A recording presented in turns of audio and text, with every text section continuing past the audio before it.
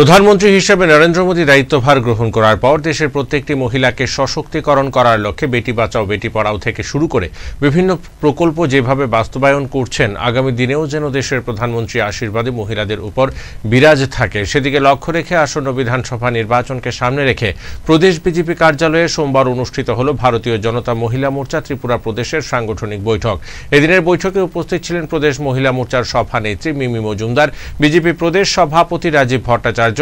আসাম এবং ত্রিপুরার সংগঠন মন্ত্রী রবীন্দ্র রাজু সহ অন্যান্যরা। এদিনের বৈঠকে মহিলাদের উপস্থিতি ছিল লক্ষণীয়।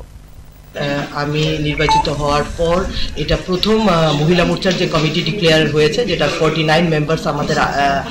রয়েছে, উইথ ডিস্ট্রিক্ট প্রেসিডেন্টস এবং জেনারেল সেক্রেটারি প্রত্যেকটা ডিস্ট্রিক্টের নিয়ে এসে আজকে এই সাংগঠনিক বৈঠক। আমাদের মধ্যে আজকে উপস্থিত থাকবেন আমাদের মাননীয় মুখ্যমন্ত্রী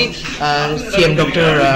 মানিক শাহ মহোদয়, প্রফেসর ডক্টর মানিক শাহ মহোদয়, এবং উপস্থিত থাকবেন আমাদের মধ্যে আমাদের রাজ্য সভাপতি রাজীব ভট্টাচার্য মহোদয়, সাথে থাকবে আমাদের সংগঠন মন্ত্রী আসাম এবং ত্রিপুরা প্রদেশের রবীন্দ্র রাজুজি, এবং বিভিন্ন মহিলা এমএলএস থেকে শুরু করে এমএলএস এবং মন্ত্রীরা আজকে এখানে উপস্থিত থাকবেন। তো সেই হিসাবে আমাদের সাংগঠনিক বৈঠক হচ্ছে গিয়ে প্রথমত একটা পরিচয় পর্ব। তো আজকে নতুন যেহেতু কমিটি, একটা পরিচয় পর্বের ব্যাপার আছে সবার সাথে, কিন্তু আমাদের মেইন যেটা আজকের লক্ষ্য হচ্ছে গিয়ে সেটা হচ্ছে গিয়ে 2024-এর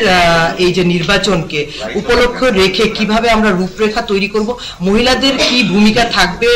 সেই জায়গাটার মধ্যে, মহিলারা কিভাবে, যেহেতু মোদিজি অলরেডি মহিলাদের বিভিন্ন স্কিমস দ্বারা এবং বিভিন্ন ভাবে মহিলাদেরকে এম্পাওয়ার করার যে ওনার একটা